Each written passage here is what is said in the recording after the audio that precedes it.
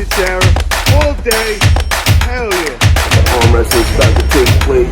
Yeah.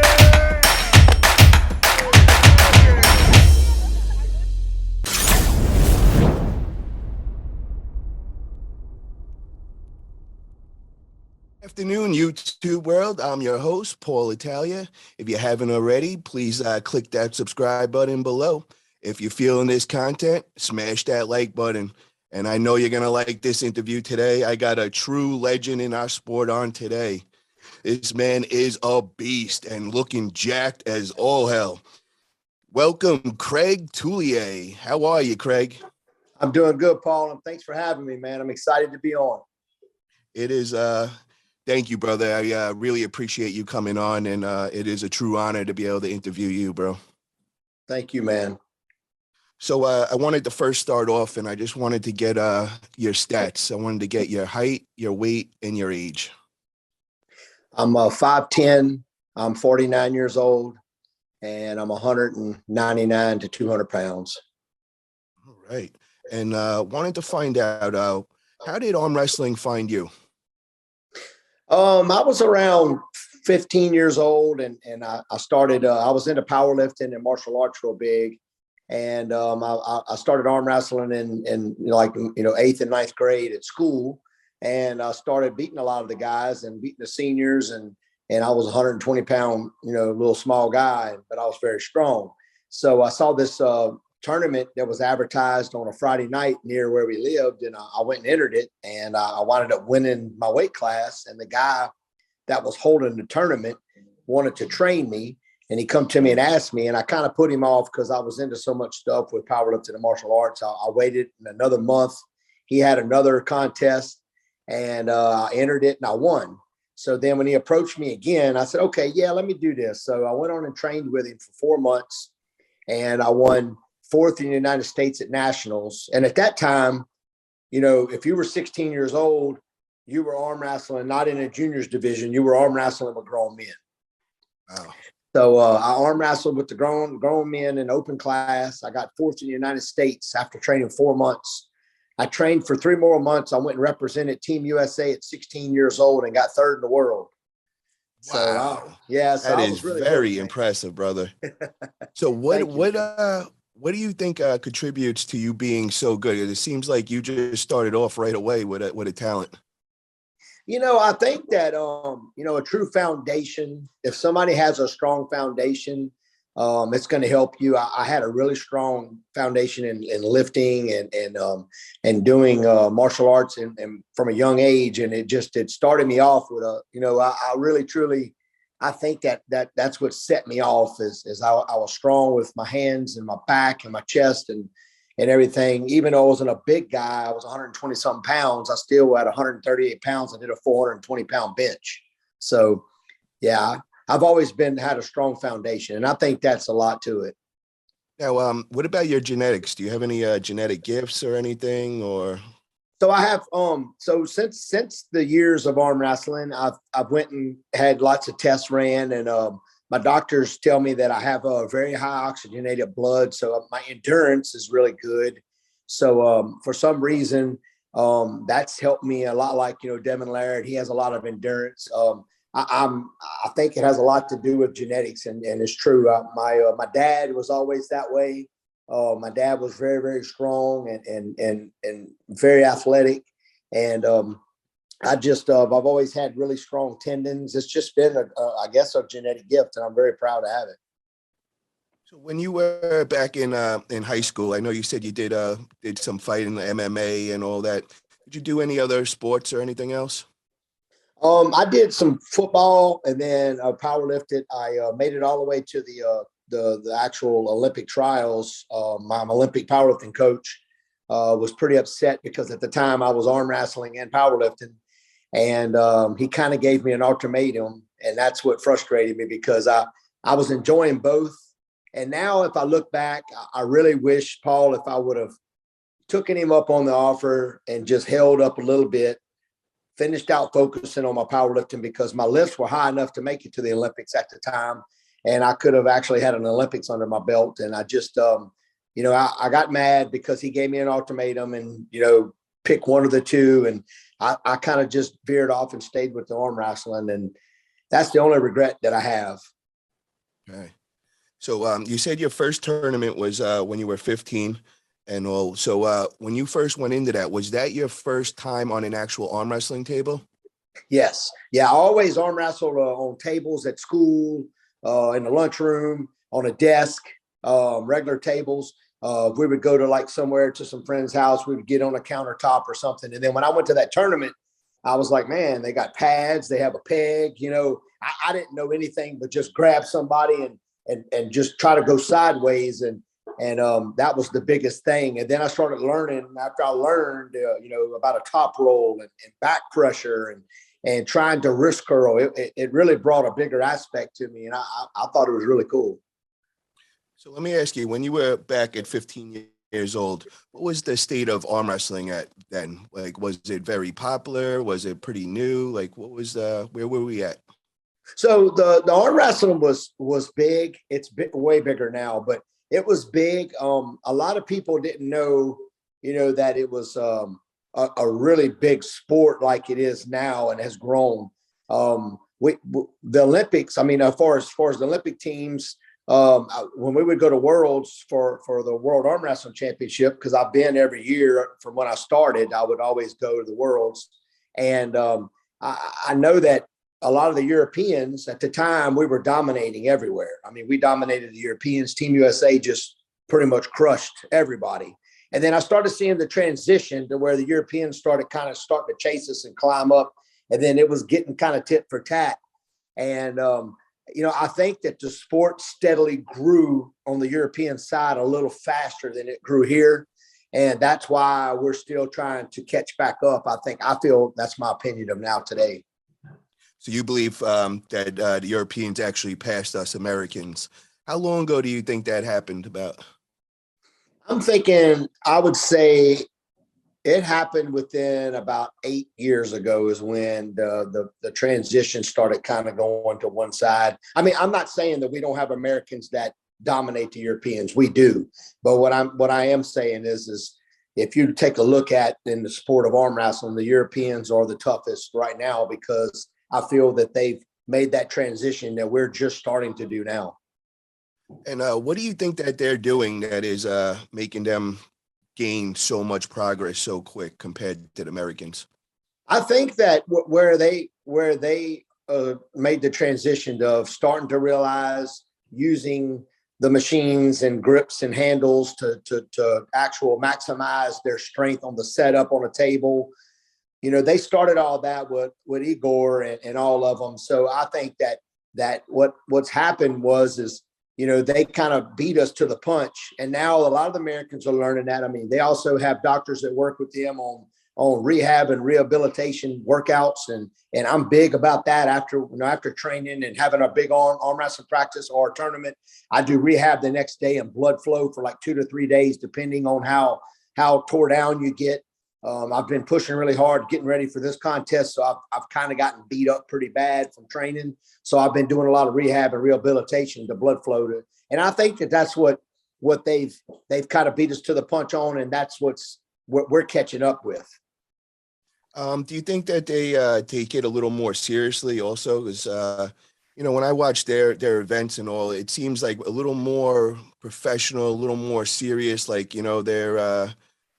I feel like they're training a little harder too, like their actual like full-time job, where a lot of the pullers here, they have a full-time job, and this is kind of like a hobby on the side. Do you agree with that? I agree 100%, Paul. I have friends that are from other countries that are Europeans. And I mean, I've actually been to contests overseas to where, it's make it or break it for them, and we're not that way. I mean, like you said, we have jobs. I mean, I love arm wrestling, but arm wrestling does not pay my bills. And so I have to work, and I work a very strenuous job. And then when I get off at 5 to 7 o'clock in the evening, I'm having to train till 10 to 11 o'clock at night, and I'm trying to be able to be on that level that the Europeans get up and train all day long. That's their job. It's extremely hard to be able to do that. I mean, for us to be able to be on that level, I feel like it takes more from us. I totally agree with that. What do you do for a living these days? I'm a construction manager for a construction company. I build refineries for a living. So I've been actually working out of state for the past 7 years. I just finished a 2.5 year stint in Utah, where I was living at Bob Brown's place. And I got to train with Bob Brown and Jordan Seal and all the big group that's up there. They have a phenomenal training group and training camp up there. Outstandingly good people. And I trained there for the past 2.5 years. And I just finished that project up. And now I'm back home and fixing to start another project. Very cool. And yeah, that is a great experience to get to train with those guys and all. I actually got to see one of your matches. I remember Bob Brown being there, and it was you versus Dallas Langston. You guys had an absolute war. It was back and forth. What a entertaining match that was, and you got the win that day, I believe. Yeah, it was an unbelievable match. I was really glad to get to do that with Dallas. I'm sure we're going to do it again. Hawthorne's coming up, and we're both going to be there, so I know we're going to wind up banging again. Very nice, bro. So wanted to know also, did you have any mentors when you were growing up? Somebody that you looked up to as far as arm wrestling and kind of took you under the wing? Yeah, actually, I'm glad you brought that up. You know, the guy that started me out, I haven't seen him in many, many, many years, is the one that was holding those arm wrestling tournaments. His name was Robert Redden. That's who actually started a lot of us into Louisiana. He kind of started us off, and he kind of transitioned out of it. He moved away from Louisiana. I started soon after that training with Cobra Rhodes. Everybody knows Cobra. Me and Cobra have been like family. He actually lived with me for 4 years. Me and Cobra worked every day together, trained every day together. We developed a actual pulling style, pulling over into Europeans. We called it through the hand technique, and it worked really well. And Craig, I just hold on one second. I didn't mean to cut you off, but I lost your picture for a second. Are you something go on your phone? Because I don't see you right now. Okay, hold on. Yeah, much better. You're back. Sorry about that, man. So back to Cobra Rhodes, training with him every day and all. Yeah, so me and Cobra were training every day. We started developing a style while we were pulling with the Europeans overseas. It's called through the hand technique, to where when they're trying to come in to hook you, using their force and their technique coming across, and gives their hand to absorb into yours and actually come across through their shoulder. And it works really well. And that was a big transition for us. And I thank Cobra every day for being a part of my life. He's really helped me get to where I'm at. Craig, how old were you when Cobra lived with you for those 4 years? Cobra was, let's see, when he lived with me, I was 20, about 25 through 28 is when he lived with me. And do you feel like that was probably one of the biggest impact on stepping up your level of as arm wrestler? Oh, absolutely. He was the one that actually took me to the next level. And I worked, he got me where I needed to be in straps. I love the straps. And we worked on so much strap moves and strap techniques. Cobra's a phenomenal athlete and got just phenomenal genetics. That is just amazing to get trained by Cobra Rhodes and to have him living with you. I mean, bro, that's just like a dream right there. Hell yeah. Yeah. And needless to say, a lot of people maybe don't know, but he is an amazing chef. He's a master chef. You want to talk about can cook, Lord have mercy. I actually do know that, when anytime you're talking to Cobra, doing any kind of FaceTime on him, good possibility that he's going to be cooking, chefing something up on there. I think I've even seen him on Uncle John's arm wrestling show, and, he was cooking dinner as he's, doing his interview and all. Yeah, that's cool, man. That's cool. So moving on from there, we know that you also were a big superstar on the reality show Game of Arms. That was when I first seen you. I just came into the sport 2 years ago and, put on the YouTube and saw Game of Arms. And yeah, you definitely caught my attention, brother. What a friggin' animal, man. The intensity you come to the table with, and just the way you pull is just so fun to watch. It's so violent and just like, you let out all the anger, bro. So I just wanted to know, how did that come about? How did you get on Game of Arms?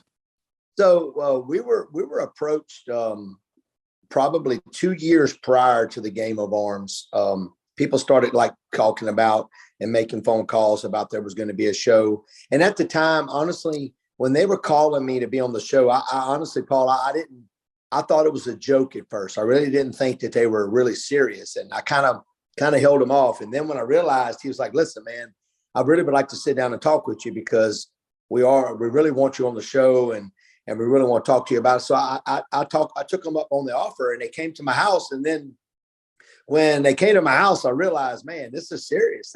They really are wanting to do it. And when we started filming, I mean, it was a really big part, of my life at that time. I mean, they actually, every day we filmed, we put in hours, every day. I mean, I can remember, working all day long, coming home and starting to film at 6 to 7 at night and film all the way to 1 o'clock in the morning. And I got to get back up at 3:34 to go to work. And it was something else, but the filming was amazing.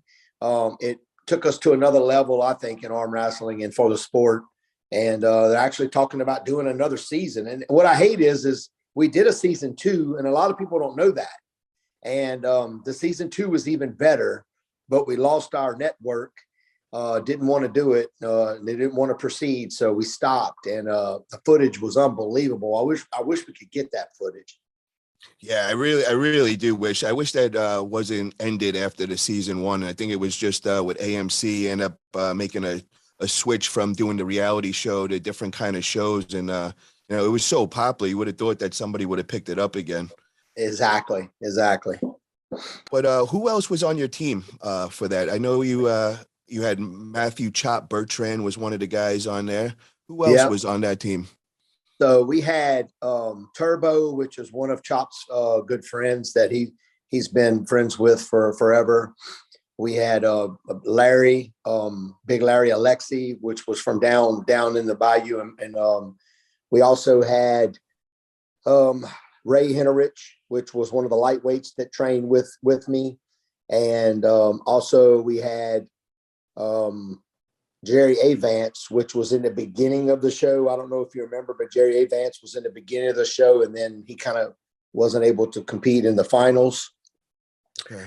And we had a really tough team. It was, and we had one more guy that was, we had Ryan Carmerdale. Ryan Carmerdale was on our team also. Now, after you were on Game of Arms, did that blow you up in the arm wrestling world, or were you already well known before that? I was well known before that, but it blew it up even more. It just set it to a whole nother level. I mean, I'd go to tournaments and they'd be like, "Oh, the Game of Arms," and it is really crazy that when you would go places, and I still to this day go places, and people would be like, "Hey, man, you were on that show. Can I take a picture?" And it's really cool, because I really enjoyed that. I think that the community and the world needs that, and the sport really needs that. Yeah, I think that was a great showcase to show all non-arm wrestlers what we do and how cool our sport is and all. We definitely need something like that again, just to open the eyes of all the non-arm wrestlers. That's right. So, Craig,